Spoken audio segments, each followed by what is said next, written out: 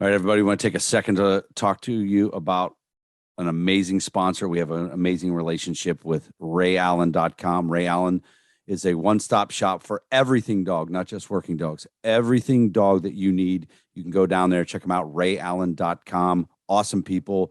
They got everything you need. Another one of our favorite partnerships is with a dog trainer. They've been with us from the start. Great collars, great ball poppers, great GPS tracking, big dog, small dog, bark collars, everything. I got everything like that they have at the kennel. We use it every day. Be sure to head them up, dogtrainer.com. Listen for the discount code later in the episode. HITS 2023 is being held in Scottsdale, Arizona. I hear they have at the hotel, they have like this super high-end shopping outside, and I think you can go surfing in the desert, which I'm super looking forward to. Anyway, Scottsdale, Arizona, August 15th to the 18th. So hurry up and register now to save a spot and make sure you get a room. Take the guesswork out of making sure you're feeding your working dog correctly by using Kinetic Dog Food. Hit them up at kineticdogfood.com and look them up on the Instagrams at Kinetic Dog Food. Take all the guesswork out and do it right from the beginning. We love Horizon Structures. Dude, this stuff is so awesome, man. You can get online. You can talk to them. You could build it you want from mild to wild. They'll come bring it to your place, set it down on your pad, hook up your power, hook up your water, and you can put dogs in it that day. If you don't believe me, check out some guys like Justin Rigney's got a great setup there. Ask him. Check him out, horizonstructures.com.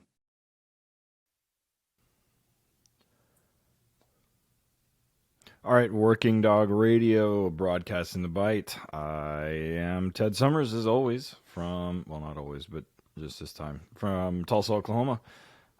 With me, as always, from Canton, Ohio, is Eric. Eric, did it ever warm up in Ohio yet? Yeah, it's kind of like spring is not there yet. No, not yet. It got real nice for a minute, and then it just got really shitty and cold, and we always have one big storm in March, and it happened this weekend. The winds were unbelievable. Blew some shingles off our house, hit my wife's car, gouged the window and the window frame, and chipped paint off the hood. It's like $1,800 worth of damage to her car. Our power went out, came back. We're pretty good. We have a good electrical co-op here, but some of my employees that live not even that far from here, their power went out and is not back yet. Not until like tomorrow. What? Yeah, it's no. It does suck. It was bad. So we should be good. It'll be in the 40s or 50s for the next couple of weeks, and then it'll start climbing slowly out. But we don't climb slowly. It was like 50 today. It's supposed to be like 90 tomorrow. So then we'll be ready to go. We'll be 90 until October.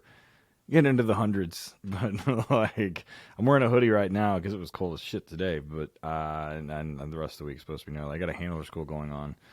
I've got 5, 6. I've got this one's all weird. I normally run them with 2 to 3 weeks in between, and run 4 to 6 week schools.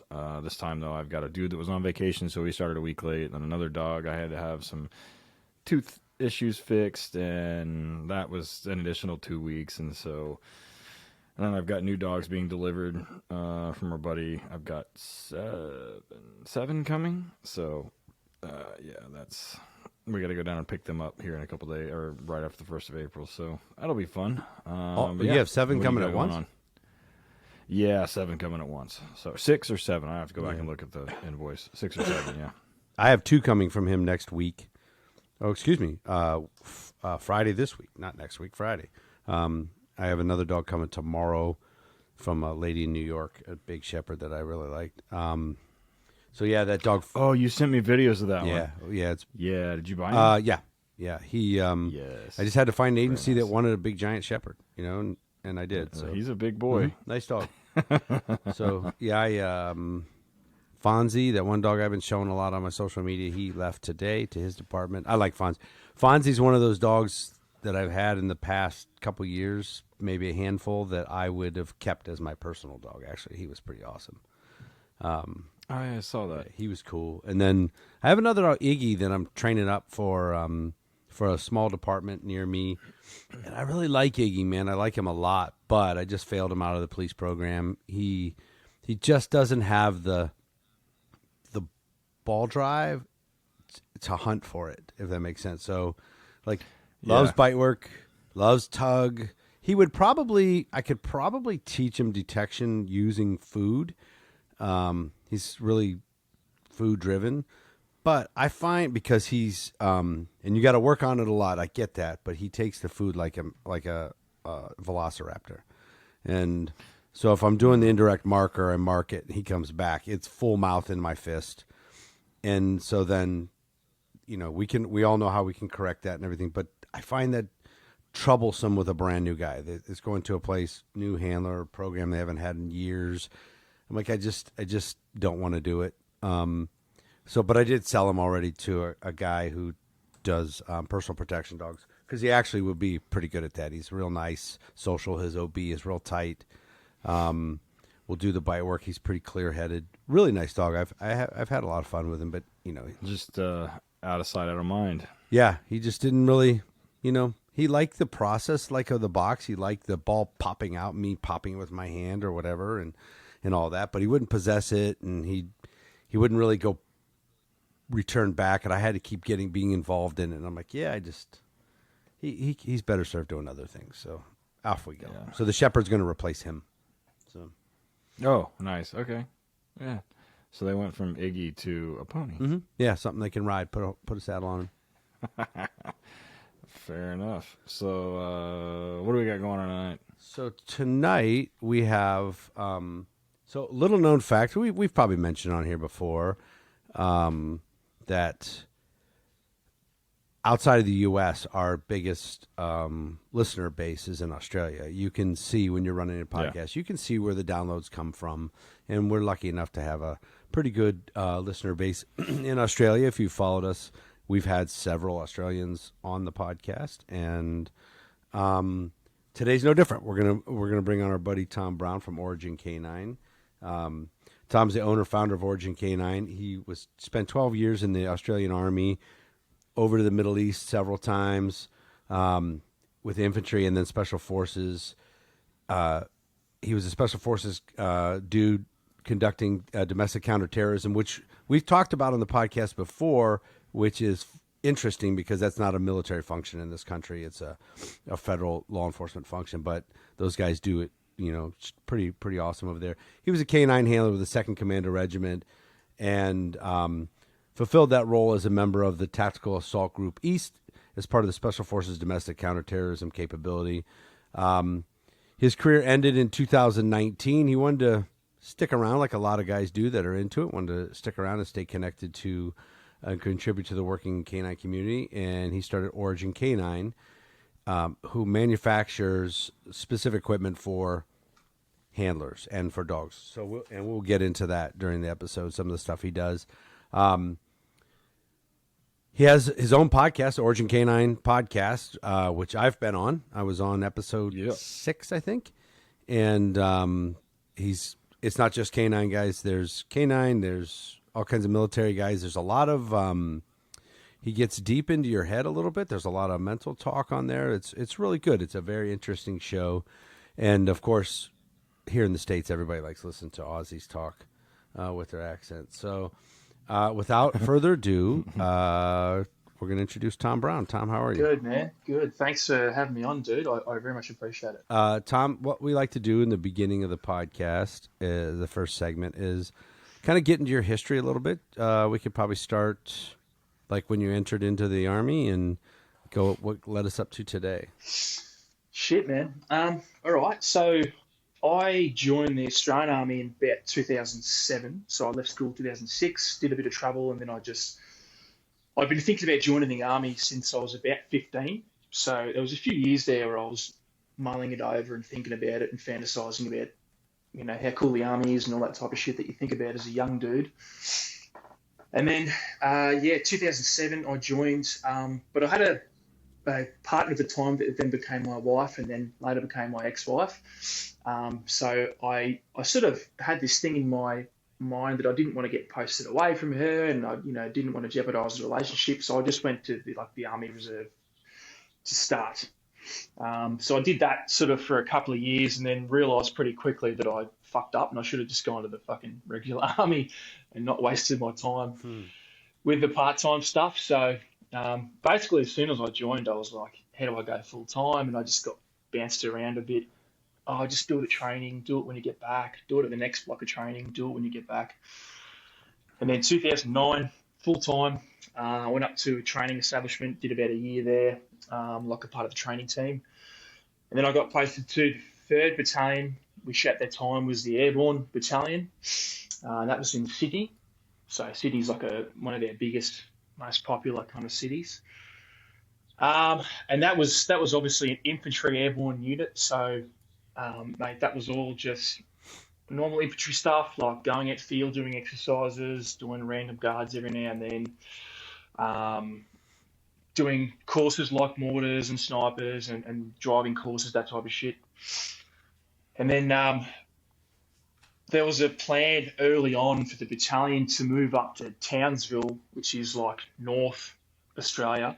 So it was, it's about a 15-hour drive up there. So finally, in about 2011, they were like, "All right, you guys are moving." So they took away the wings and the maroon beret, and then gave us all these big stupid hats that the rest of the army wears. And then we went up to Townsville, and then the following year, 2012, we deployed to Afghanistan. And at that time, 2012, the SF guys were going pretty hard and heavy on the kill capture sort of missions. And for us regular plebs, we were just doing like a training, mentoring role with the Afghan army. And that's the capacity that I went over in, which was training the locals, or the Afghan army rather. And then I was also part of the mortar team. Because I'd done a sniper course the previous year, I would sort of supplement the sniper team. I wasn't a qualified sniper, but because I'd sort of been on the course, they were like, we'll get you out and get you to help out, OPs, that type of shit. And then, I was also driving a big armoured vehicle. So in that sense, I was reasonably lucky that I got to do a fair bit of stuff over there. And yeah, that was Afghanistan. Like it was, we did a 6-month trip, and it wasn't too intense, to be honest. Like we lost some guys. The SF guys lost four guys, 2 of them in one day, and then that same day we lost 3 guys to an insider attack. So we had this insider attack. Yeah, mate, it was a bit heavy. So it was in August 2012, and there'd been an insider threat in previous years. We'd lost a few other guys to insider attacks, what we call the green on blue. So we're the blue force, they're the green force, and red's obviously the baddies. And one night they just brassed up some of their dudes at a slightly different patrol base to where I was, and they killed 3 of them, wounded a bunch more, and then the guy ended up getting away. And then that same night, the unit that I would eventually go to, 2nd Commando Regiment, was launching a helo op. And I actually can't remember if that was to chase down this guy. His name was 𝗔𝗡𝗙 𝗢𝗙. I can't remember if they were spinning up to chase that guy or if it was a separate mission. But they ended up having a helo crash that night, and they lost 2 dudes. So Australian Army lost 5 sons that night, all within the space of, it would have been within about 5 hours probably. So that was our biggest loss during the whole Afghan campaign. And yeah, mate, that really changed the landscape of that trip. And although Australia wrapped up our involvement largely in Afghanistan about 2 years later, I think that changed the way we deployed our forces, particularly the way we postured. So after that, it was, very high level to protect ourselves against the Afghan army, and it was quite standoffish. And, we were still going out and doing patrols and still looking for dudes, particularly that 𝗔𝗡𝗙 guy, even though he was fucking long gone into a neighbouring country that rhymes with Pakistan. And then yeah, that was it, mate. It was a reasonably interesting trip. It wasn't the gunfighting, killing heaps of bad dudes trip that I was hoping it would be. But I got to do plenty of interesting things. Got to see enough violence that it piqued my interest, and I was like, okay, I think I like that. I want some more, but not enough where I came back and I felt like a real war hero. You know what I mean? And on the same trip, jump in any time, by the way, just in case I'm waffling on. Nope, just keep going, buddy. Nobody wants to hear from us. I do. Yeah, so in the same trip, I got to see the SF dudes cutting around, killing baddies, big beards, cam cream, cool uniforms, cool guns, all that type of shit that you look at and think is the business, right?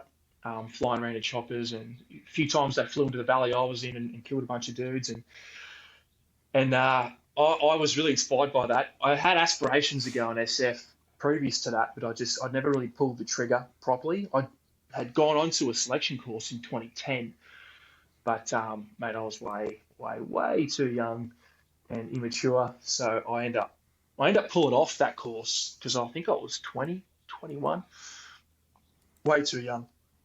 Didn't have a clue what I was doing. Physically, no drama. Mentally, immaturity wise, wasn't prepared, wasn't ready. So getting to see those guys doing that sort of stuff, particularly guys who I'd been in battalion with, seeing them when they were ripping out and then the next rotation coming in, I was like, fuck, man, I really wish I'd done that earlier. So I came back from the 2012 trip, a little bit disgruntled, disheartened, I guess. Hadn't done what I thought I was going to do, hadn't seen enough action to satisfy myself. So I came back. I got fucked around a bit by the battalion, as you can imagine. And I was butting heads with all my hierarchy and getting the shits with everyone, everything.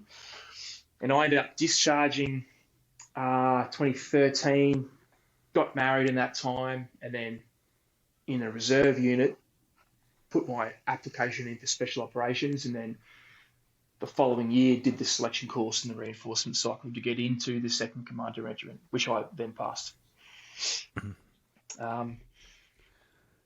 Real quick, let's back up a little bit before we get into like that. So you said something that we haven't really heard anybody say. I was just curious. So back in that original unit, you said you're out doing some driving schools. Anything cool, or is it just like big trucks? Nah, man, nothing cool, dude. Like because in the early days of Afghanistan, they had the IED threat was reasonably minimal. It started to, kind of like Iraq, I guess, it started to ramp up over time. So we ended up getting these big, what we call a PMV, protected mobility vehicle, which we've since sold to the Ukrainians. It's this big, it's called a Bushmaster. Talus makes it in Australia. Maybe you guys have the same. It's very similar to like an MRAP, right? It's got that sort of V hull, deflect blast, that type of shit. So as the IED threat ramped up, so did our posture. So we needed some better vehicles, and that was the vehicle we got. So because I was part of a mortar team when I went over 2012, I got put on this PMV driving course, this, for lack of a better term, this MRAP driving course. Mate, it wasn't anything particularly cool, to be honest. It was just a big fucking stupid. Damn. Yeah, no, I did cool driver stuff later in 2 Commando for tag and whatnot, but no, it's just a big stupid garbage truck that we used to drive around. Yeah. Do you think moving forward to where the night where the 5 guys got killed, and then how your deployment went there and felt disgruntled, do you think you had a kind of a like, we should have killed more motherfuckers, that's why I feel unsatisfied we lost those 5 guys and I didn't get to kill equally amount of people? Yeah, I think that was it, dude. I think so the special forces guys at the time were doing a lot of stuff. They were wearing a lot of different hats, right? Largely they were doing disruption operations against the drug labs and whatnot, working with the DEA, the fast teams, or they were doing counter leadership stuff. So a lot of that stuff, and even the SF guys have said this, a lot of that stuff the infantry guys could have either done or supplemented, right? And been a lot more involved in. We were on a bit of a short leash as infantry guys, and this is my theory. I don't think they wanted to send young, regular guys home in body bags. It would be more palatable to the Australian public to watch battle-hardened, older Special Forces guys come home in body bags because that's what they're there for, if that makes sense. So I think the Australian government was pretty risk-averse when it came to our conventional forces. So yeah, that was definitely a frustrating part for me. And I came close a couple of times to whacking some dudes, but I just never did. So it was frustrating because I was like, why the fuck aren't we doing more? Why aren't you using us to kill more baddies? Whereas in the very same valley that I was in, and I could literally see it from the helipad. I'm like, I think it was called like 𝗔𝗡𝗙 and 𝗢𝗙, the two places where most of the baddies were. I was like, it's fucking right there. Why don't you just send us down there and we'll just kill them? So it was frustrating like that because I was like, we could have done so much more. We could have been utilised so much better.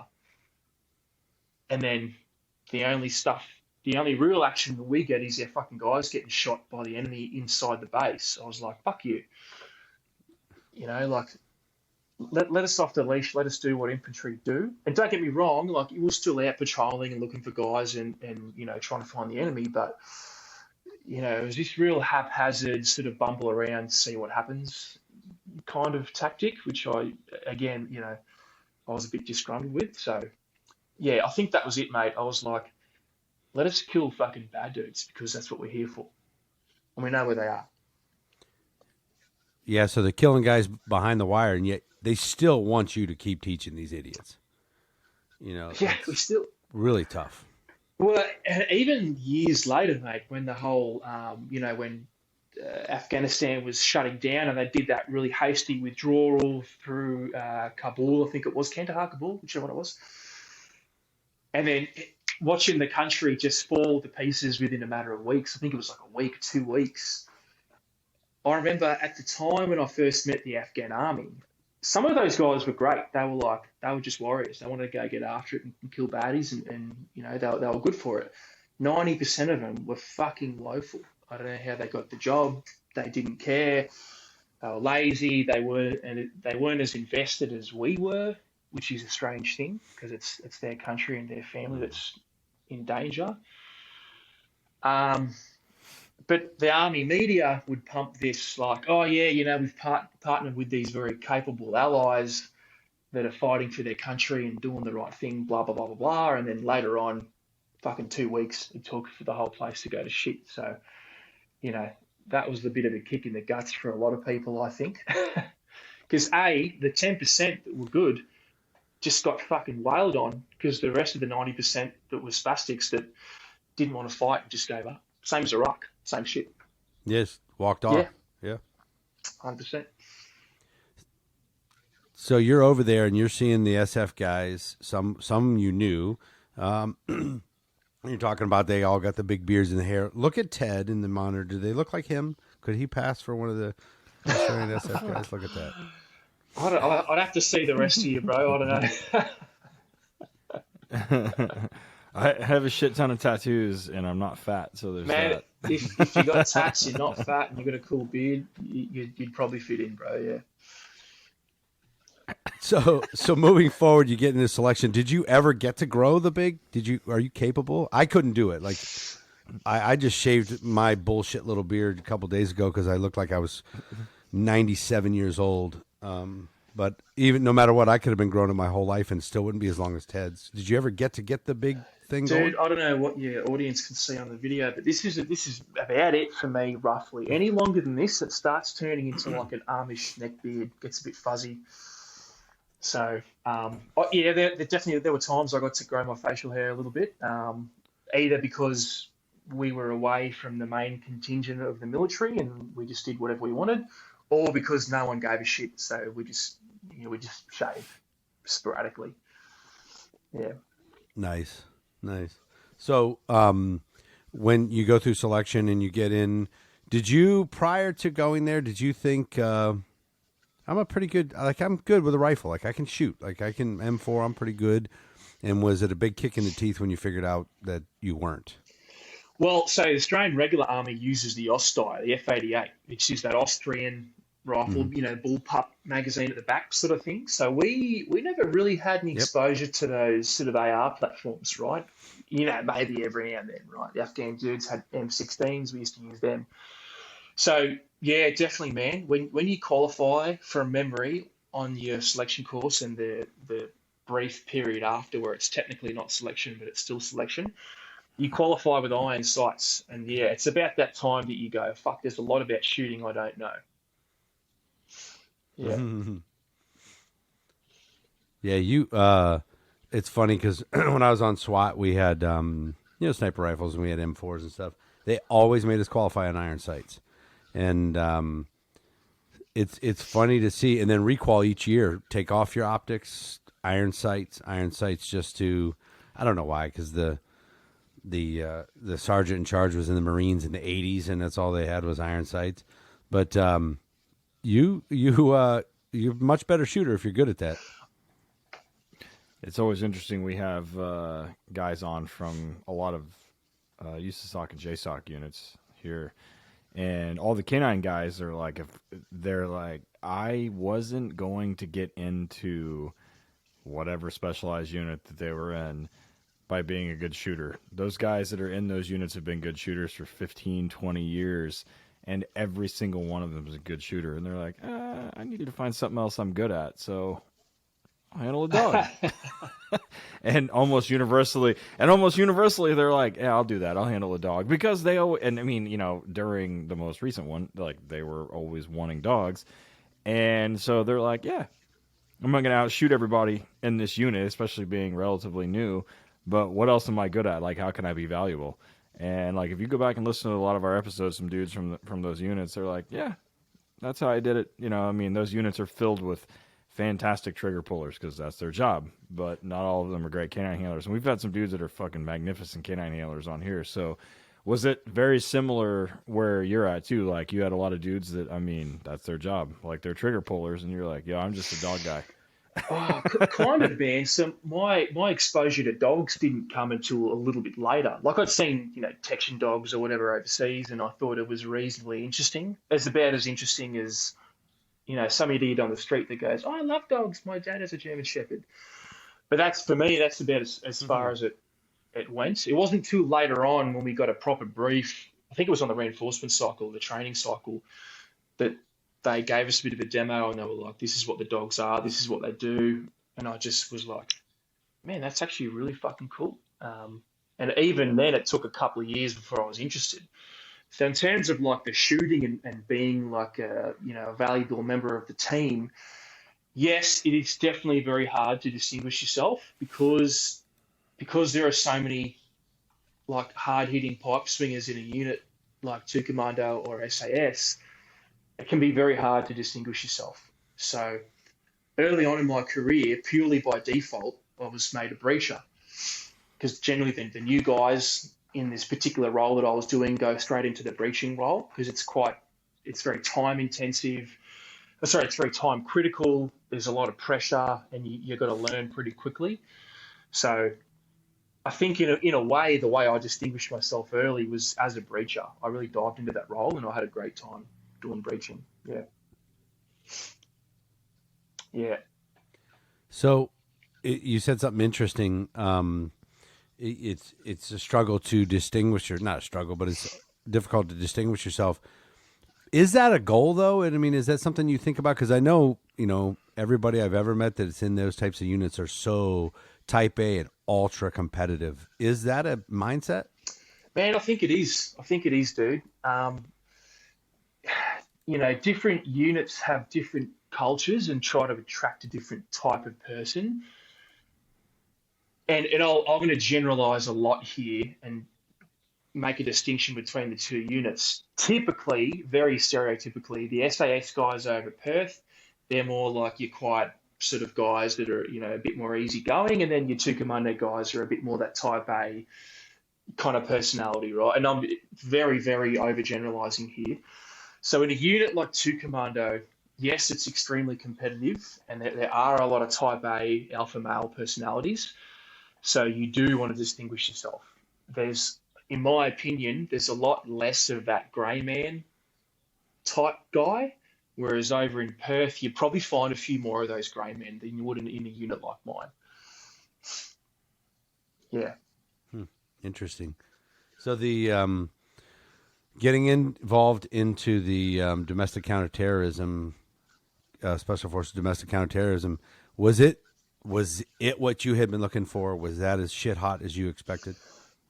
Yeah, it was actually. Yeah, like the tempo, the training, the amount of funding we had, just all the fucking cool exercises and stuff we did, and the interagency sort of stuff. Yeah, man. Yeah, it was a great introduction to the SF world. And in terms of skills, I make a big distinction between the cops and the military, particularly now having worked a lot with both since I've been out. Cops are like 90% ops, 10% training. Military's like 90% training, 10% ops. So I think in a lot of ways the military lead the way when it comes to training and new ideas and taking on that sort of role. Whereas the cops are always doing everything operationally, and they'll be the pressure cooker to see if this stuff really works. So at that time, as operations were starting to wind down and we were doing a lot of training, like I had a massive uptake in skills. Whereas if you go into something like the cops, you may have a skills degradation, but a massive uptake in experience and operational experience, if that makes sense. So, yeah, I don't know if I answered the question or not. Yeah, for sure. It's it sounds like exactly what I would expect. So typically, whatever we've talked to guys and everything I've ever heard and listened to other podcasts and all kinds of guys on there, when they're in those specialized units like you were in, they're actually encouraged to. I don't know why I said that. Encouraged, it's weird. Encouraged to. I'm gonna start talking with an Australian accent here in a minute, just out of assimilation. Culturally appropriating my accent. Yeah, right. They're encouraged to like think outside the box, bring ideas, go learn things at training, bring it in, try it, do all this other stuff. Probably because it is 90% training, 10% op. In the police world, at least in this states, you aren't encouraged to do any of that shit. Get in line, and even on a SWAT team, even on a specialized like street crimes unit and things, you're not encouraged to do that. Did you find that separation, or in the groups you were working with, it was pretty the same? Mate, to be honest, that actually changed a lot over my time in the unit. So initially, yes, very much so. Knowing what I know now about myself and the way I operate with Origin Canine, I'm a reasonably creative, outside the box kind of guy. As a new guy going into that unit, surrounded by a lot of type A sort of personalities who, some of those guys had been there for years and done multiple tours and all sorts of stuff. As a new guy coming into that unit with potentially some wacky ideas and, a bit of an outlandish, boisterous personality like I've got, sometimes it was appreciated, sometimes it was not. So early on, I made some great friends. And I put a lot of guys offside because I was pretty outspoken. I was always wild as fuck on the piss. Like when we went out on the town, I was just wild and loose. So some guys appreciated me, some guys didn't. And I found that's generally been the flavour in Australian Special Forces is it depends. And I hate giving that answer, it depends, but it really does, man. Like I was pretty on the nose about the way I did a lot of things. I think if I dialed things back about 50%, I might have been received a bit better by a lot more dudes. Yeah. All right, makes sense. Yeah. So we're going to go ahead and take our first break here. When we get back with Tom, we're going to talk about the selection process a little bit, and then we're going to run through Tom's first dog. So don't fast forward through the commercials. I don't know the discount codes by heart, so if you send me a DM on Instagram, I'm not going to know them. I'll just tell you to listen to the episode. We'll be back in just a second. Hold on. All right. One of the largest conferences in the country, HITS Canine Training Conference. It's America's premier canine training seminar, packed to the brim with the world's best instructors, and me and Eric, all covering important topics. There is no better place to learn and no better place to network with other handlers, breeders, trainers, and vendors. HITS 2023 is being held in Scottsdale, Arizona. I hear they have at the hotel, they have like this super high-end shopping outside, and I think you can go surfing in the desert, which I'm super looking forward to. Anyway, Scottsdale, Arizona, August 15th to the 18th. So hurry up and register now to save a spot, and make sure you get a room. We'll see everybody there. Largest law enforcement training conference in the world. Tons of training classes, lots of training topics for everybody and everything. Hours included, and more network opportunities. Be sure to hit up Jeff Barrett at 863-529-5113, HITS Canine, letter K number 9.net, and at HITS_Canine, and all of your socials. One of the best relationships we have in this podcast and in this industry is with the great people down at Kinetic Dog Food. The story of Kinetic Performance Dog Food is pretty simple. They wanted to make a better premium dog food for the dogs that need it the most. Their goal is to give every working and sporting dog a higher energy level, better performance, and better overall health through superior nutrition.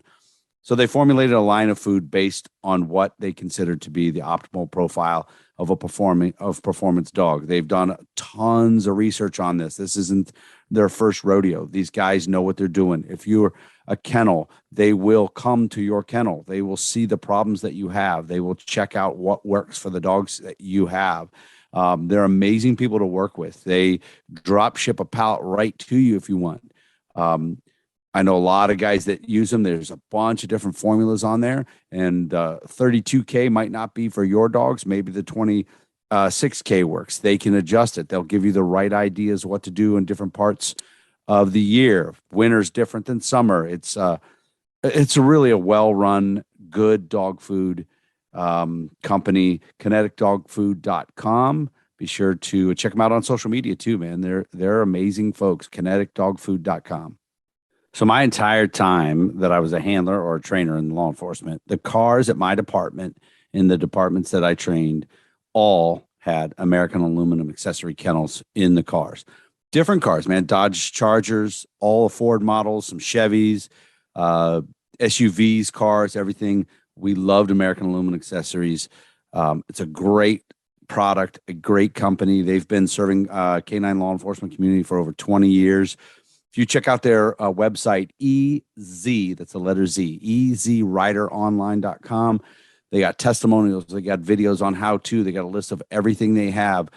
Just today, we made a post on the Working Dog Radio social media showing a dog that survived a really bad crash because of the American aluminum kennel in the back of the car. Check them out online, guys. EZRiderOnline.com. Just let them do their thing, man. Whatever car you got for your work, your patrol car, get a hold of them, American aluminum accessories, and get the best in the business. Next up comes training courses online from our friends down at Highland Canine Training, Jason and Aaron Ferguson. So in the post-Rona world, training budgets have been getting cut. People aren't going to be able to travel, whether it be instructors or they be canine handlers and supervisors going somewhere else for training. So Highland has announced a lot of online training courses. One of those that sticks out to me is their police supervisor canine course. And it's no secret that one of the problems with canine tends to be some of the supervision issues. This course is specifically designed for administrators and covers utilization as well as liability and FLSA issues. The course can be taken at your convenience, and you'll receive a certificate of completion at the end. When you go to Tactical Police Canine Training, that's letter K number 9, training.com, and use the discount code WDR30, you'll get 30% off of that course. All right, we are back with Tom Brown from Australia, Origin Canine Podcast, Origin Canine Equipment. We were just talking about the whole process of Australian SAS and moving into Special Forces and whatnot, and how Tom's strong personality won him friends and won him people that weren't necessarily friends. So, talk a little bit about that, like as coming into the unit or into like that environment, and then coming in with the dog also, and talk a little bit about the first dog you had. Yeah, man. Yeah. So quick distinction. A lot of people, when they think of Australian Special Forces, they think SAS, right? Because that's the Perth unit. We've got 2 units. So I was 2nd Commando Regiment, then you got SAS. Common mistake. A lot of people confuse the 2 units. They're definitely the older unit, been around since like the 50s, started Second World War sort of thing, and then Australia formed them in the 50s, and then 2 Commando, as it's known today, was kind of formed in about the late 90s, early 2000s, and then 2009 we became 2 Commando. So it's kind of like a Navy SEAL versus Green Beret kind of thing, right? So in terms of like the selection course, and the selection course itself is anything like any other selection course, right? Food, sleep deprivation, horrendous physical activity. You got your mental. They try and fatigue you and test you mentally, and you get reviewed by your peers and all that sort of normal type of stuff, right? Then the reinforcement cycle, the training sort of cycle, that becomes a bit more of an adult learning environment. We're teaching you the skills. We know you've got the attributes, but we'll pressure test that every now and then. So yes, you're right. Getting into the unit, yeah, I bumped heads with a lot of guys, and that never ended ever. Still hasn't ended. But I was really, really good mates with the guys that I was mates with, and I ended up sort of becoming much better friends with some guys later on as my career progressed. So when I first got into the unit, I had no idea about dogs, and I had little interest in dogs, right? It wasn't until they sort of gave us a demo and they were like, this is what they are, this is what they do. And I'd done another trip to Iraq another trip in 2016, and that was to Iraq, that fight against ISIS thing, which was, again, that was a bit of fun. When I got back from that trip, I went and did this promotion course in Brisbane, and I was being teed up by a mate of mine who was in the dog cell. So I kind of put it off a couple of times because there was more trips coming up. So I was like, no, I'll just do it later. But I ended up not going on the second trip. Sorry, the third, my third trip to Iraq, and I just did the dog course because I was like, fuck it, I'll just do something different. So the dogs we had were assault dogs, so bite dogs, which we use them in that CQB type environment, tracking, all that type of shit. So getting a dog and then being qualified as a dog handler, again, that was another time that you were able to distinguish yourself and show that you can add a lot of value. Because as you know, the dogs are force multipliers, and they can really augment the way you do your close quarter battle. They can augment all different types of operations along the spectrum of what we used to do. So, getting in to be a dog handler, then going to integrate back with my company I thought it was a really good thing for me and my career, because I was able to sort of distinguish myself and show some more value. And I enjoyed doing that, mate, because up until that point, I don't think the dogs had been integrated into the company as well as they could have been. So, I hope that makes sense. Yeah. So back then, what kind of dogs were they getting? Were they cock bags, or were they pretty stable dogs? Because most military units, especially high-end special forces type units, have gone through iterations of, just like police here, we used to all get those a-hole dogs that only one person can handle, and you never knew, here comes so-and-so, and everybody's sucking the wall out of the way, to now the social dog that a lot of different guys can handle, and it seems to be changed the way the dogs that we're selecting. What were they at the time when you got in? So we didn't get dogs until after the Afghanistan campaign. So the SAS guys, the Perth guys, they had the assault dogs during the Afghanistan campaign. So they ran dogs and they got bites, and also they lost a few dogs, all that type of stuff. So I think they did a lot of that hard early work that helped us get to the point they were at a lot quicker. So the types of dogs we had in the early days were actually quite social dogs that, most anybody could grab and handle. Maybe like one or two exceptions, but mostly, man, they were pretty stable, pretty well balanced dogs with some good nerve. There was only maybe one or two that we had to bin for nerve or some other sort of issue. But yeah, I think we were lucky that SAS did most of that kind of groundwork, and they were able to hand off to us the type of dogs that we should be looking for, and that I reckon that probably would have helped us in our selection process. Ted and I have talked to a bunch of guys on and off the air from Australia, and the biggest theme is always it's hard to get dogs in Australia, like get into Australia. So then there's a lot of breeding programs and a lot of guys trying to do it. Is you find that to be pretty much the case? Because I think if you bring a dog in from out of the country, the damn quarantine period can almost kill the damn thing. Yeah, dude, that's probably one of the biggest obstacles, mate, is like, I mean, logistically, flying a dog over here for 16 hours or whatever, it's difficult on the dog, but it's not impossible to do. It's when you get to the other end in Australia, our quarantine, like our biosecurity measures are so strict because our ecosystem is pretty unique in a way, because we're so isolated. You know, we've got endangered species, we've got different fucking plant life that we don't want to die. So, yeah, biosecurity is huge. So, fuck, man, like getting a dog over here, they can sit in quarantine for damn near 6 months. And it ain't, yeah, I'm sure. Are you allowed to go at least get them out and mess with them? I think you can. There's definitely the ability to do that. But I mean, that's manpower intensive, and I don't think, you know, you pay peanuts to get monkeys, right? I don't think that the monkeys working at the airport are like overly keen to get this special forces attack dog out of their kennel, because it's a pretty imposing task, I guess.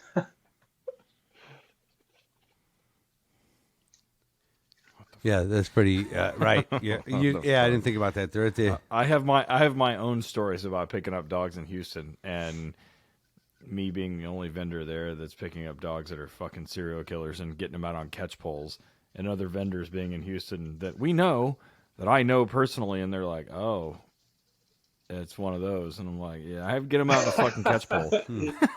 I'm like, I gotta drive 8 hours back to Tulsa from Houston with this motherfucker in the back of my car, and hopefully he doesn't try and kill me between now and then. And so believe me, I've had dogs yank gloves off of baggage handlers and all kinds of shit during transfers, and they're like, what am I gonna do with my glove? I'm like, I don't know, reach in there and get it, bro. Yeah, good luck. He's like, no. Yeah, he's like, I'm all right. I got another pair. I'm like, that's good. So the first dog that you get assigned to you, whether it's the one that you went through school with or it was the first one you're going to go back to the unit with, to talk about that dog. Name, what he was like, what you liked, what you didn't like. Mate, so the first dog I got was a dog called Colt. He was a Belgian Malinois. Had a bit of a fluffy dog. Had a really, really good, friendly temperament. Was a nice, stable dog, but you know he had the goods, mate. He was a pretty tough dog as well. And so I got him pre-course. So I went down to the dog cell from Delta Company and did like a 3-month roughly on-the-job training sort of exposure period before the course. And our dog course was only about 6 weeks or 8 weeks, which is, you know, I had nothing to compare it to at the time, but I realized that's a really short course, like 8 weeks from from zero to hero, you know, like I've never seen a dog. I'm now a Special Forces canine handler sort of thing. But I look back and it was a pretty amazing curriculum. Like my formal canine education, it was pretty fucking good, man, in terms of content. But mate, Colt was a really good dog, super friendly. Everyone loved him. And before I got there, he was like a pool dog. And people from the regiment would come down and they had this program where they'd give a dog out so people could take them for a run. And he was like one of the popular ones that went out for runs with the girls and whatnot. But because he was such a friendly dog, he got babied a little bit by me, because I had no frame of reference, and a little bit by the people that had sort of run him around before I got him. And as we progressed through the course, he performed really well. And he and I gelled quite well. We had a very similar, easygoing sort of personality. And I loved him, man. He was a great little dog. I just loved spending time with him, and I'd go and chill out with him in the kennel before and after work. And he was nice and flashy with his OB, great for his bite work. But sort of as the course progressed, we started to notice like just little holes in his nerve. So when we're doing like a blank fire activity, for example, CQB wise, he was fine, no drama. He could move around, wasn't frantic or frazzled, and he would go and bite the baddie, and we could get him off, and it was all good. Had clarity. He was a great dog. It wasn't until later on we started to do a few live fire activities, taking him to the range for some gunfire exposure stuff, that he started to sort of come unstuck a little bit. And the more he sort of got exposed to that type of stuff, the less he liked it. Real gunfire, blanks was no drama. And it sort of got to the point where it's like his nerve started to fray. We exposed him to a couple of things like some slippery floors and some plastic bags, stuff that he, in my opinion, wouldn't have cared about previous to that. And he started to not like it, started to balk at the decoy and a few things. And look, he got through the course, but it wasn't till like I think it was a few months after the course that we sort of went, man, I just don't think he's like, I'm not confident I could take this dog overseas and I could send him into that room with the baddie holding a PKM machine gun. I didn't back him that way. As much as I loved him, he was a great dog, I think I covered for him a few times. I went, no, it's all good. He's just, he's had a headache for a month and a half and he had a bad breakfast or whatever. And then this is unreasonable. So I think I covered for him a few times. And then in the end, I was like, fuck, sorry, dude, I can't cover for you anymore, man. Like I wouldn't send you overseas. So I had a chat with the dude, and the question had been raised a couple of times. And in the end, I was like, yeah, look, man, I don't think he's got it. So we've put him back as a pool dog, and then I got reteamed with another dog called Danger, who's since retired. In fact, Colt's retired recently as well. Yeah. That's a tough call to make too. And then, because I was there, with my first dog, she had a lot of failures on the street, and I found myself making excuses all the time. I always say Venus wasn't in retrograde. That's why she didn't bite. Whatever, the moon wasn't in the correct fucking house. Right? Yeah, something. Yeah, she's a and Scorpio. You're just making excuses. Yeah. Yeah. But so leaving it up to you, that's a tough call, man. That's a hard one. But you can even as a new guy in class, you can start to see when it's a problem. When it's not going to work. Ted and I, every time we speak, we always tell people, dog comparison's a weird thing. You got to be careful. Don't worry about that guy's dog, how good he's doing. Don't compare your dog to him. We'll work, issues with your dog. But you have 8 weeks to get this dog ready to go overseas. You kind of do have to compare them to where the other dogs are. I've talked to a lot of guys from those units too, and the one thing that I always tell them, and this is the same thing, like I have a lot of like senior handlers and stuff, they're like, how do you know this dog's going to bite? Like, how do you know? I've had multiple dogs come out of my schools and then within 30, 60 days have a bite, like in a serious bite where if they didn't engage, it was bad news. Like something else is about to happen.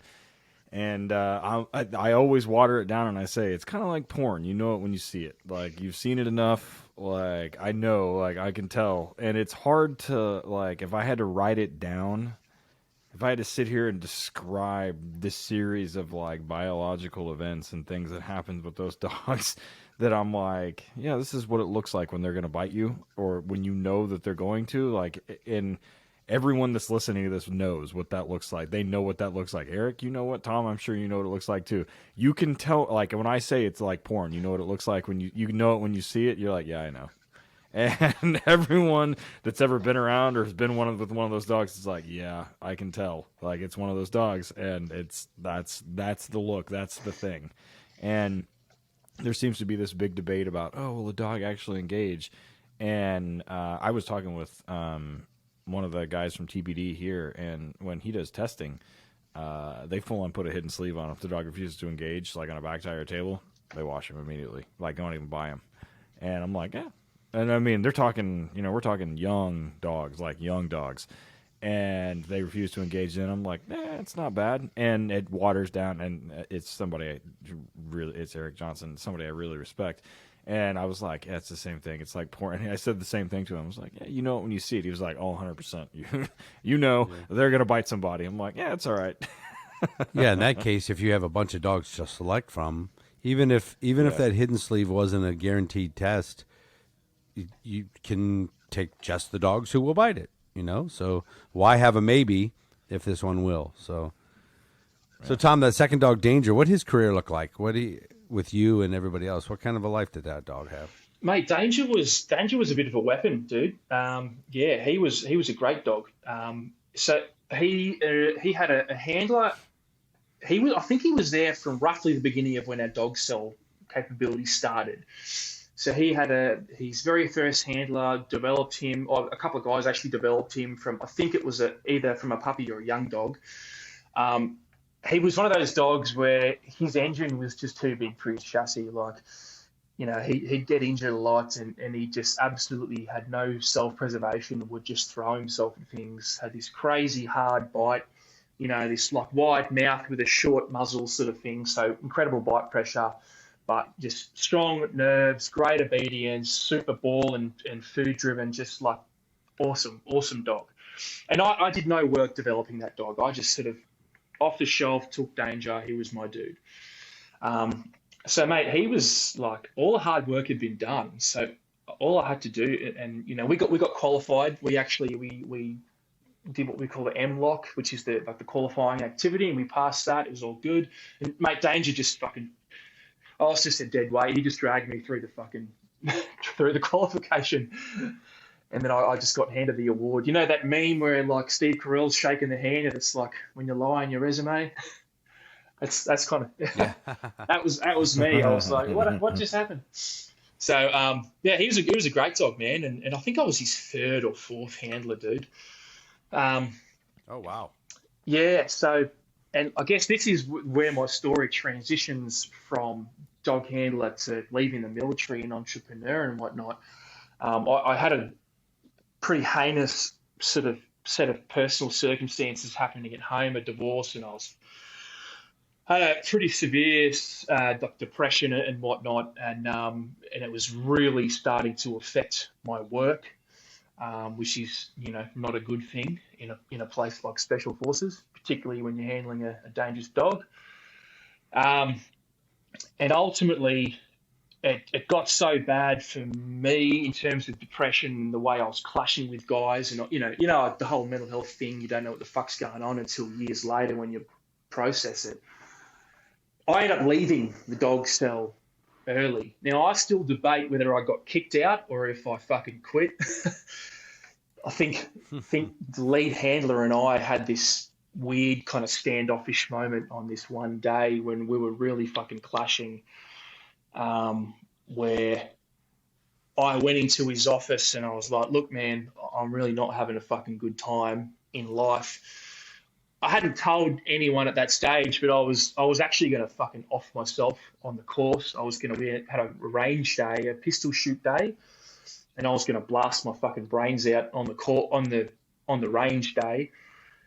But luckily, I ended up not going to the range that day. We did something else, so I didn't end up fucking doing it. But so I had that going on in the background and clashing with dudes and whatnot. And so I think he and I sort of came up with the solution on the same day. I went into his office. I'm like, bro, this is not fucking working. I'm stressed out. I don't know what the fuck's going on. And he was like, yeah, look, I think the same thing. It's better if you go back to the company. In hindsight, I wish I'd actually stayed and told someone and then worked through it and just stayed as a dog handler. But I'm kind of glad everything fell apart because it's sort of what made me, it's what made me who I am today. So, mate, dog career shit itself. Fucking dog career died, a painful death. Lost my dog, went back to the assault platoon. Actually ended up trying to commit suicide 2018, like the following year. That was when I was still in the dog cell. So this was a little bit later that I actually left. So I lost my dog and whatnot, and I was trying to go through this shitty rehab. You can imagine how awesome the military um, response is to a thing like that. And when I say the response, I mean the systematic response, not the response of my mates in the platoon, because those guys were great. They fucking took me to hospital, all that type of shit, helped me out. It was great. And without getting bogged down in the mental health sort of part, I'll sort of get past this bit because we'll be fucking here all day. There definitely came a point where everyone was like, okay, we're moving on with our life. Tom seems to be going okay. And then I was in the rehab thing, living in this shitty state of perpetual chaos, not knowing what the fuck was going on, how to fix myself and whatever. And then that ended up leading to the end of my military career in 2019. So I actually upgraded myself medically, basically did my own fucking rehab, got back to the assault platoon, went back onto the domestic counterterrorism role, and then made the decision, once I'd upgraded, to leave on my own terms and discharge. And I left pretty bitter and twisted, mate. I fucking hated everyone and everything, and it was the whole fuck the brotherhood and no one cares and all that type of shit. And then I left, and then had this sort of realization that I was like, man, I'm really not happy with the way that I left, and that my dog career ended that way. And I just felt embarrassed and shame and guilt and all that wonderful sort of stuff that you can imagine goes with the end of your career, like leaving that way. So I was like, well, I'm not happy with that, so I'm going to do something for the dog world and get back into the dog community. So I started a pet training business. And I basically did that for the next like 2.5 years. And I ended up ending that business about a year ago, actually. But in that time, and I don't know if you want to take a break now or letting you get to the end of this bit, whatever you prefer. Yeah, we'll go ahead and take our next break. Good call. We come back, we're going to get into Origin Canine and where it came from and what its mission statement is, what its goal is. Tom just did like a world tour. He was over here in the States, all over the place, was out with our boys from Police Canine Radio, got on their podcast and got to get the SHOT Show and things like that. So go ahead and take a break now. When we come back, we'll jump into that. We'll get into the podcast side of the house too. Again, like Ted said before, please do not skip through the sponsors. Look through the show notes to see the discount codes, websites, all that. You don't have to have a pen ready. You can just go through the show notes and get everything on there. We have an amazing sponsors, and most of them been with us for a long time. So we really appreciate you guys for supporting them. So we'll be right back. All right. We love the Perkinsons down in North Carolina at Highland Canine Training. They are great people, great trainers. They got a good business model. They're awesome folks. We've been with them for a long time. They're also super smart, and they understand that a lot of agencies are struggling to have manpower, so they're not sending people away for training. You guys have been there. You put in, denied, lack of manpower. So they've created an online course section of their website, tacticalpolicecaninetraining.com. You get on there under training, the online course. But here's the best thing is they offer a canine supervisor course, which we know a lot of police canine supervisors don't get to go to training. They don't know as much as they should. Right here online, the course discusses topics such as proper selection of dogs and handlers, proper deployment, effective allocation and utilization, as well as liability and the FLSA issues, which we know is where all the legal stuff comes from, interdepartmental. The course can be taken at your convenience, and you will receive a certificate of completion at the end. They're offering an amazing discount, guys. 30% off using the discount code WDR30. It's a no-brainer. If you're a police supervisor and you guys have manpower issues and you can't go, get on tacticalpolicecaninetraining.com under the training tab. Get on that supervisor's course, man. I'm telling you, it's a smart decision. All right, guys, we're going to take a quick break for just a second and talk about Dogtra, one of our favorite sponsors. Dogtra's been committed for over 20 years to crafting dog training e-collars to perfect and precise fit and finish, intuitive design, and accountable performance. The Dogtra 1900S e-collar is one of my favorites, and it demonstrates what they strive for, an ultimate dog training tool that is durable, dependable, and designed for the most demanding conditions, which I can attest to because I tear stuff up frequently. My favorite is the 1900S Black and the 1900S Hands-Free, which I use all the time. Check it out at Dogtra, Be sure to use the discount code WDR10 for 10% off any single item over $200. That includes the 1900 and the 1900 Black. It's no secret that we love Ray Allen Canine Equipment. We use their products every single day. The mission statement says it all: to be a world leader in quality and innovation of professional canine equipment for police, military, Schutzhund, and ring sport, to exceed our customers' expectations and deliver on time every time at a fair price. We full-heartedly believe they've held to that, since it is our go-to one-stop shop for everything canine. Not everything canine alone, guys, dogs in general. If you train dogs, if you have a dog, everything you need for dog or canine, check out Ray Allen Canine Manufacturing, rayallencanine.com. Use the discount code WDR10 for 10% off. Super excited to have American Aluminum Accessories on board with us here at the podcast. These guys manufacture a wide variety of products, from high-quality cam locker toolboxes to an extensive line of products designed to meet the ever-changing needs of the law enforcement community. Around 1992, due to the demand for safe and secure transport for a local law enforcement agency's canine unit, they introduced the very first in-vehicle Easy Rider canine container. So it was basically what we now call just our inserts. They have continuously grown and expanded the products, catering to the needs and the wants of their valued customers and high-profile clientele, and catering specifically to law enforcement. Over the years, as the needs have changed for law enforcement, they've evolved and expanded the products to include inmate transport systems, the canine training aids, which I use quite a bit of, canine inserts. Every one of my guys has one of those things. And if you're not even have to be in law enforcement, I have several friends that are civilians that work lots of dogs that have the inserts put into their cars too. So if you got one that fits, you can do it. They also do contraband and animal control systems, just to name a few. So be sure to hit them up. The website is Easy Rider Online. So that's the letter E, the letter Z as in zebra, rideronline.com. If you're looking for them on Instagram and Facebook, it's American Aluminum Accessories. Feel free to hit them up there too. So our first and oldest sponsor that's been with us from the beginning is Arno out at ALM, out there in Las Vegas area. Arno is a great dude. He makes great stuff for police work and sport work, suits, tugs. I'm telling you right now, his tugs are the best in the business. You can't get any better. Multiple colors. I buy boxes of them from him, give them out to everybody. I've got a bite suit from him. Love it. I've had it for a little over 3 years, and it's holding up like a champ. Ted's got a suit that he's had forever from ALM. We wouldn't go anywhere else, man. We love it. Arno is such a good dude.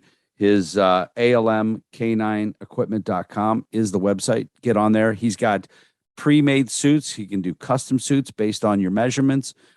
He's got stuff already made up. If you kind of get a kind of generic large size, maybe for everybody, the colors he has, man, is really cool. He can put a lot of stuff on those suits.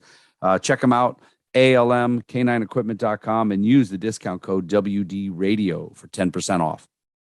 Running a kennel is one of those things that I always worry about, is cleanliness and safety of dogs. And it seems like it's an ever-changing issue, being able to house dogs and move things around, everything else. So the guys at Horizon Structure make this as easy as possible. Literally, the only thing you have to do is have water and power hookups, and they deliver it, and you can put dogs in that day.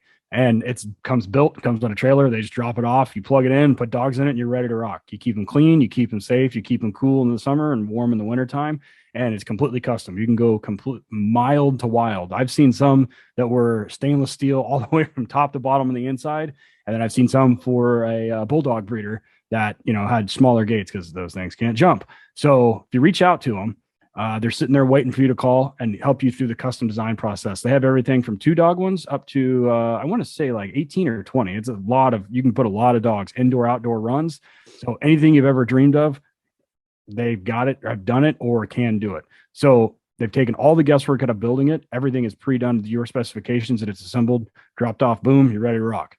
Things are amazing. Rigney has one. We've had him on the show a couple of times. Go check out his Instagram, and you can see he's posted it up there before. Go look Horizon up at Horizon Structures, spelled out.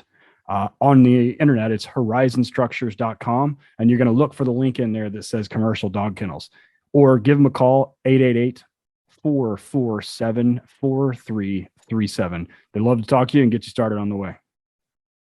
All right, everybody, we are back. Working Dog Radio, broadcasting the bite with Tom Brown from Origin Canine. So most of you, if you don't follow Tom's podcast and don't know, because he talks about it with other guests, that second segment took a turn that you probably weren't expecting, right? About how things are going along with the dog, how great the dog was, and then such is life and how shit happens, man. The mental stuff takes over, and things just kind of fell apart with him for a little while. We're happy that you didn't go to the range that day, buddy, because you're sitting here with us. Happy that you were unsuccessful. Selfishly happy, of course, that you were unsuccessful in other things that you trying. So you started the pet business. You're doing the pets. Pet stuff can be cool. I mean, it can be fulfilling and unfulfilling. It's especially if you come from the world that you came from. It might not touch that thing, that one thing that you got inside you, like there's a hole and you're like, what is it? And so you dove deep into basically, in my opinion, problem solving gear problems that military and police have. Was that the basis of it? Something you saw a hole and you wanted to fill it with a specific piece of gear first and then just went from there? Yeah, I guess in essence, that's what it is. When I was doing the pet stuff, like you said, I was trying to scratch an itch, right? I was like, I want to get back some of what I lost in the military and lost in my dog career. And I just thought in the early days that was pets, right? So I did a lot of upskilling, did a lot of courses, went for like a Pat Stewart seminar, and like Pat's a great educator, so that sort of helped me a lot, clarify a lot of the way that I think about dog things now. And I just did a bunch of 𝗢𝗙𝗢𝗙 courses, all the podcasts and fucking YouTube channels and whatever. So I was upskilling and I was trying to learn and get involved in dogs as much as I could.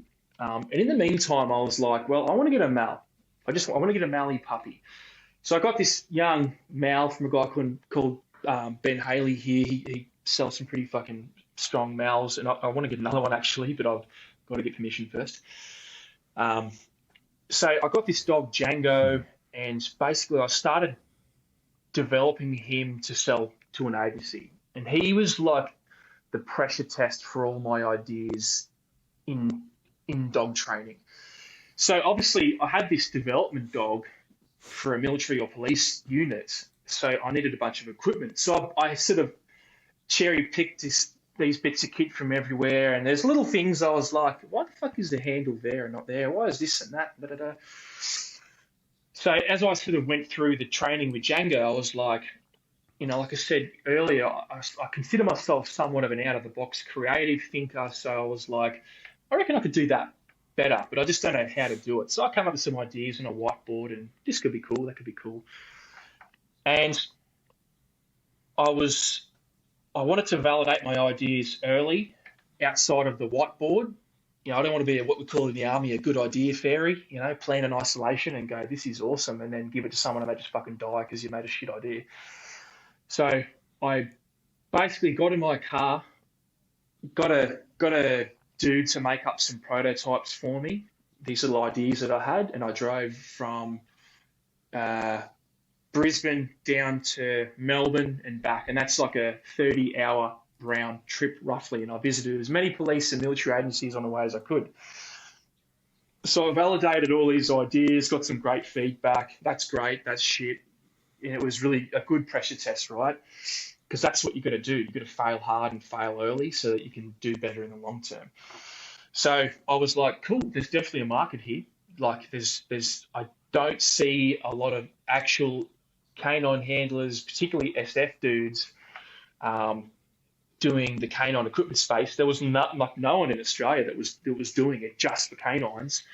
So I linked up with these manufacturers in Townsville, these guys called Krieger Industries, another veteran company, and then just launched Origin Canine. And we had this really rocky start. We had this logistical issue of the distance. They're about 11 hours north, and I was trying to communicate all these obscure ideas that I had by like taking a photo and drawing shit.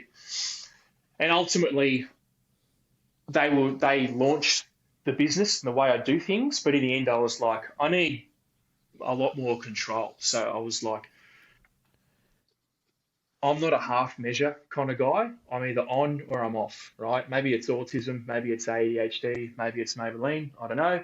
But I was like, I'm fucking going for it. So I've sold my car. All my savings I put into fitting out the shed that's locked down in my backyard right now. Bought like 150K worth of material from MMI Textiles and all this hardware and sewing machines. And I put this fucking big ad out for a sewing machine operator. I got this awesome chick that lives pretty local, name's Catherine. And she just fucking was just a weapon, mate. Like dismantled all the kit that I had, made all these tech packs, fixed up the things I wanted fixed. And we just started making gear again, dude. And then, it sort of started picking up a bit of momentum. And then one day I was chatting to a mate of mine and he was having some personal troubles in his life or whatever. And I said something like, just fucking go all in, bro. Burn the boats. Just make the decision and do it. And later that day I was like, man, I wonder what I'm not deciding to do, via my actions. Something I've been thinking about but haven't done. I was like, fuck it, I'm going to the States. So I texted a mate of mine, Sean, and I went, hey, dude, let's go to SHOT Show. And he was in a meeting, and I'll send you a screenshot. It's kind of funny. I was like, oh, what the fuck are you doing? Hurry up, respond to me. Guess where we're going in 6 months, the States. Can't wait to go there. Thanks for coming. And just being a dickhead because he hadn't responded. And he wrote back, yep, I'm in, done. And then 4 months went by of inactivity and telling everyone we were going to the States and how awesome we were.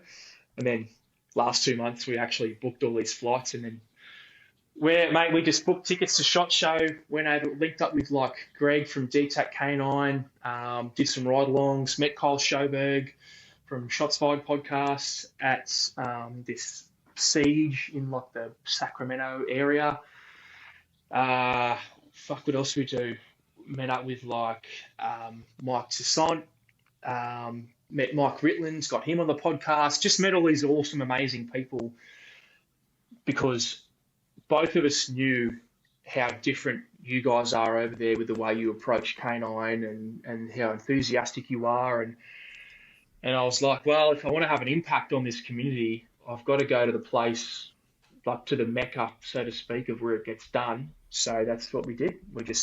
We had minimal to no plans. We booked the flight in, the flight out, like 2 things the whole time we were there, and the rest of it was just off the cuff. And going back in September to meet up with one of your former guests, 𝗔𝗡𝗗 𝗢𝗙 at the AT Canine conference. And that's it. You'll like that place that they're having the conference at, Muscatatuck. It's cool, man. There's a lot of neat places a lot of things you can do, and there's tunnels and train wrecks and a hospital. It's pretty cool. I've been there a bunch of times. Jean-Claude's a good dude. I like him. He hides things from me when my people go train with him because they come back with scenarios and I steal them every time. He's like, don't show this to Stan, bro. Don't let him see it till later. Don't tell us to Stan, no bro. video while we're here. He does that all the time. Eric. He's a good dude. Him and I have a lot of mutual friends. So, what led you to? So you got the equipment going. What led to the podcast? How'd that kind of idea come about?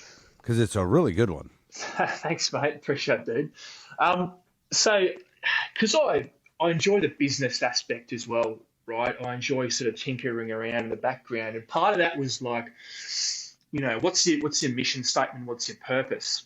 And I used to just write down these really generic statements in the early days because I was like, cool, I'll just tick that box. And the more I thought about it, the more I was like, there's so much more I want to do for the dog world than just make kit.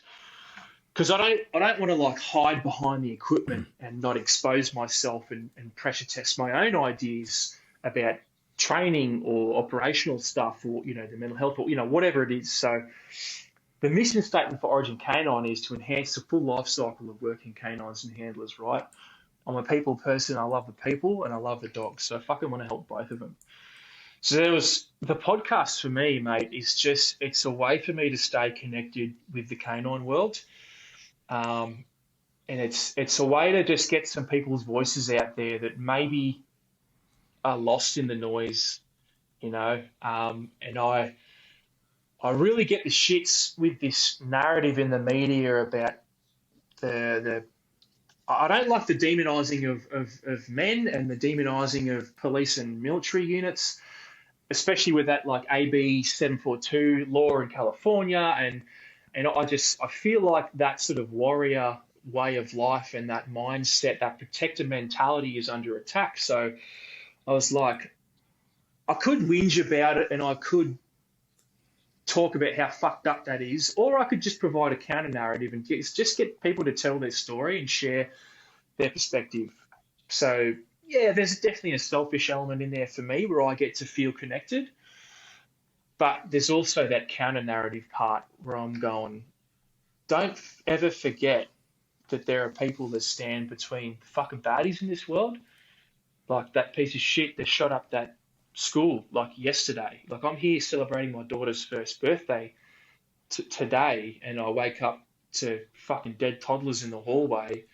I'm like, fuck that. There's people out there doing awesome work that are going to stop people like that killing your fucking kids.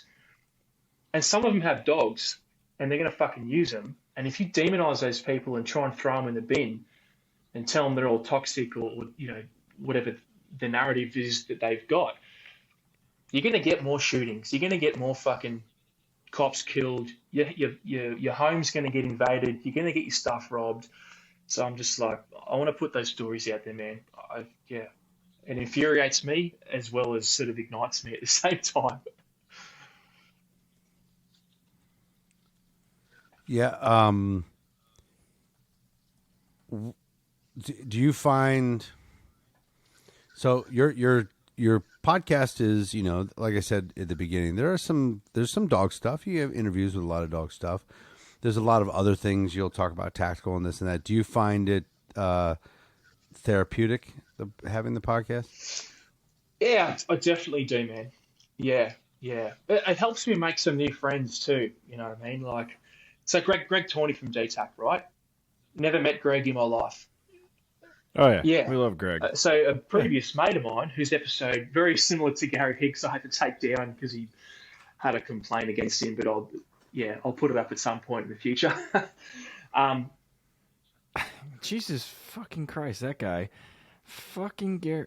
I'm not even going to say his name. He's like Beetlejuice. If you say his name, he gets in trouble. Right. Don't say his name.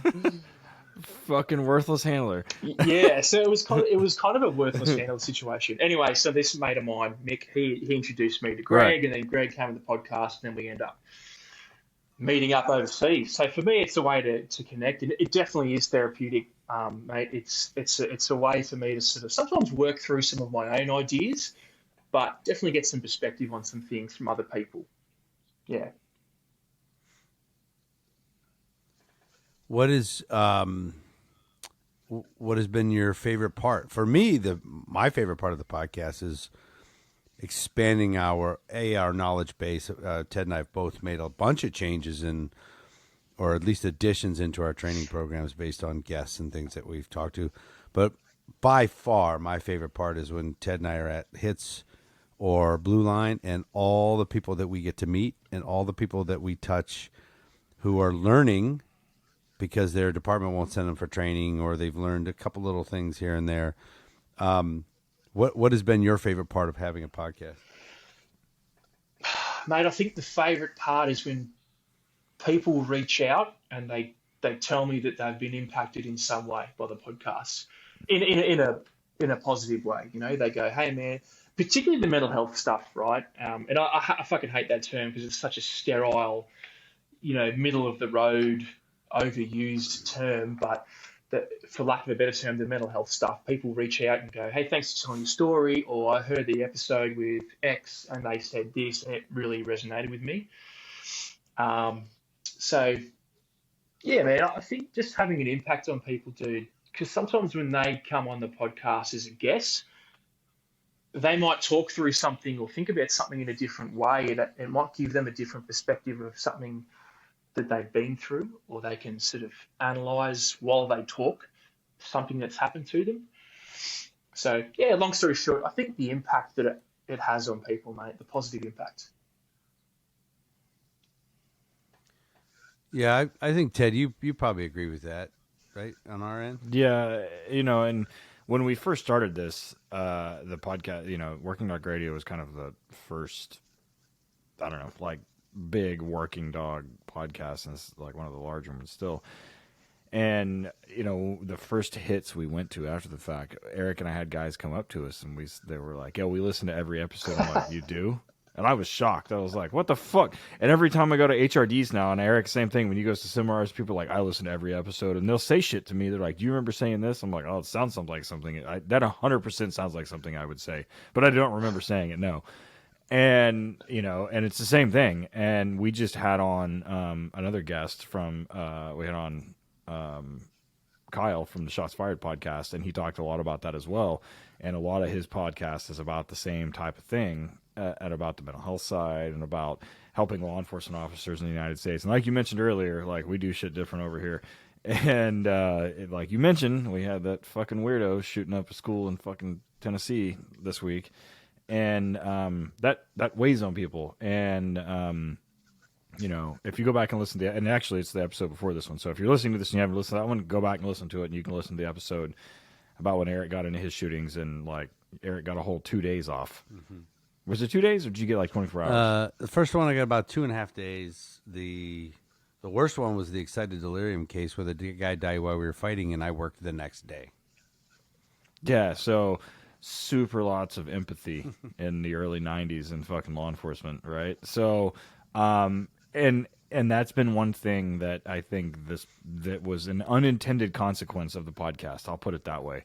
It was completely unintended that we would connect with people that way. And to be honest, that's the most gratifying part of this, and more than anything else, because we'll go to like fucking wherever in the country and doing these seminars and connecting with guys, and go to the podcast or go to seminars, and they're like, "Oh, I listened to this episode. It was great. This episode really helped me." And Eric and I both have people reach out to us on Instagram and Facebook and fucking text message and email and wherever.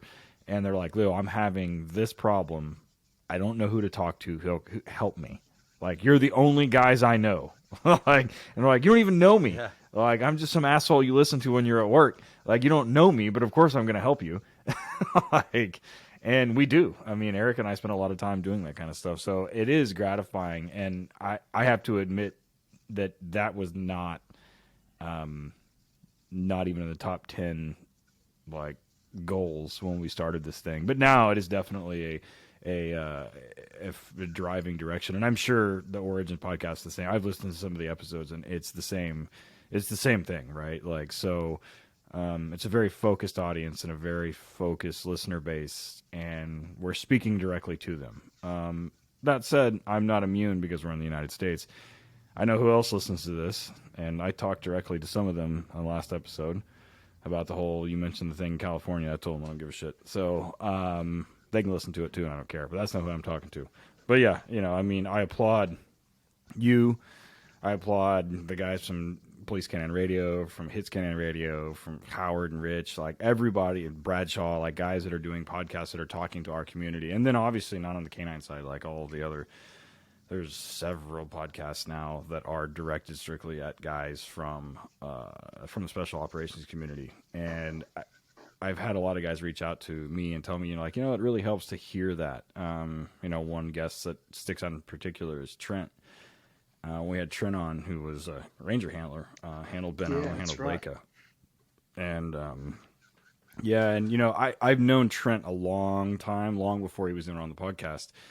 And he's a good kid, and I love him like family. And he said, coming on the podcast and talking about Blaka and Benno and the whole thing was really cathartic, and was really kind of like, helped a lot. And then he went on to do the HBO thing, and then the deal with Channing Tatum, and did the movie. And so, talking to me and fucking Eric first, it's like, he's talking to me when he's in his fucking living room. But, and I just, it helps, I think, dudes not feel like they're isolated, which I think is a huge problem for sure. Yeah. I think it helps people not feel like a piece of shit, right? Because I hate, like, you're probably the same. I hate the broken veteran, ex-military, ex-police mentality. you're not ex-police, you're not ex-military, you're now something new. You're an entrepreneur, you're a business owner, you're a father, whatever. So like when I talk about the whole mental health thing, I hate dwelling on it and being like, oh, poor me, it was so sad. I'd rather tell people what I did with it and where I went with it after, as opposed to, sometimes I get bogged down in the details because I think it's important for people to hear so they can relate to it. But ultimately, I like to talk about how it ended and how I fucking fixed it, because I think that's the most impactful part. So where do we see the future here with both the manufacturing company and the podcast, both of which Origin Canine, Origin Canine podcast? Mate, podcast is just going to tick away as it has been. So just getting good guests, just recording some good stuff, man. And I've just recently discovered how to do video because I'm a technological genius as of a couple of weeks ago. So I just had to flick a different button, but anyway. So I've got video finally on the fucking podcast. And so I'm going to start putting it on YouTube so people can sort of see the guests a bit better, maybe flash some photos on the screen in my really rudimentary PowerPoint presentation, primary school sort of way.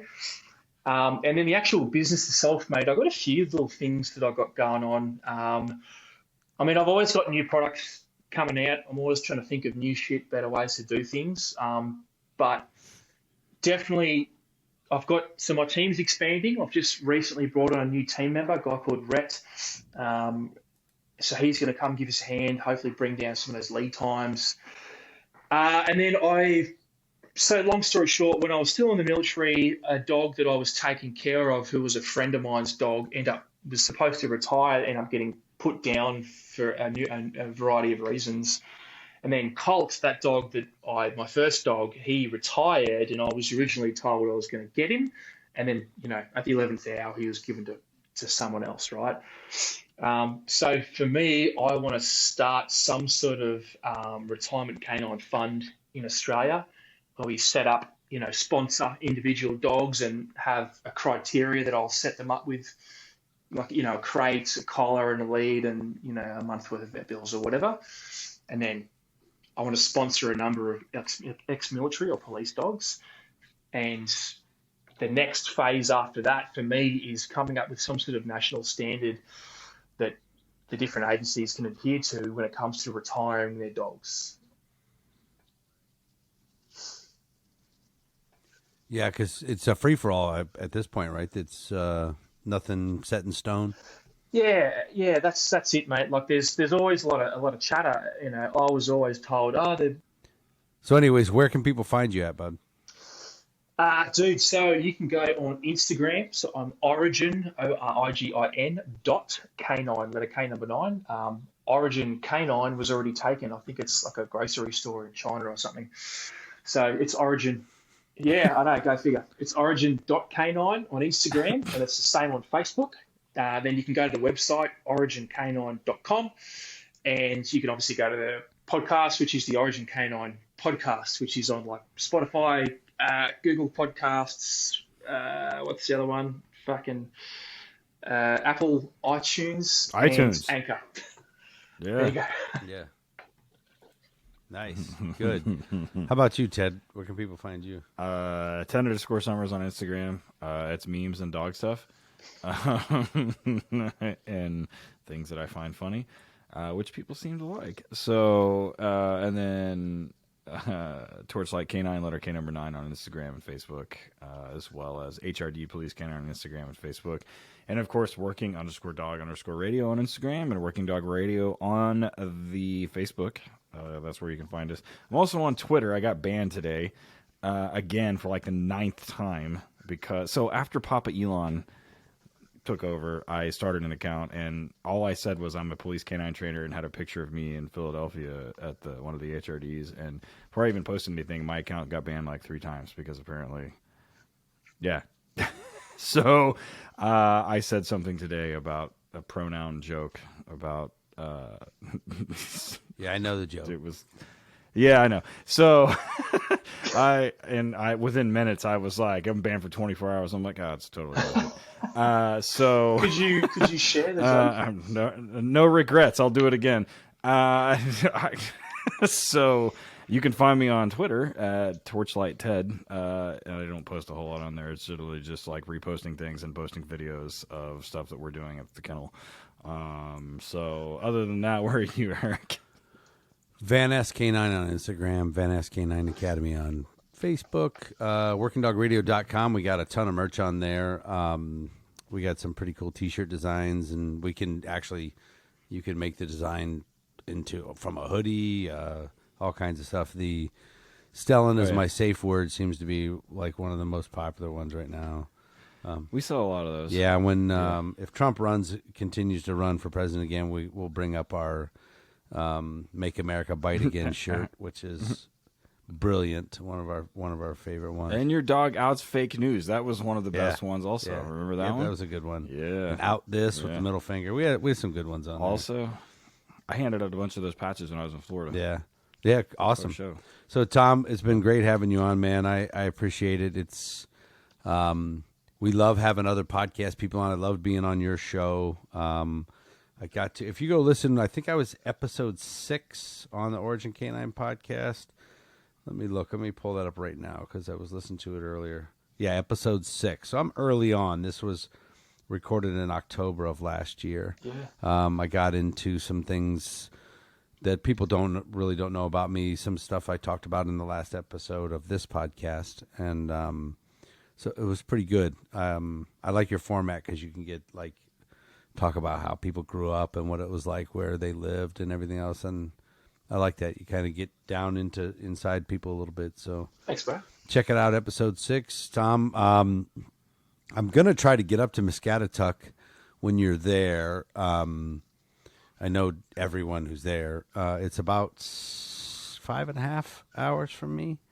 But it's not like I can drop up, hang out for the day, and leave. I guess I could, but the towns around there are tiny little bullshit towns. There's really nowhere to stay. So I might not. We'll see. But yeah. Anyways, thanks for coming on, man. We really appreciate it. Nah, boys, I appreciate you having me on, man. So yeah, thanks. All right, check them out. Origin Canine Podcast, Origin Canine.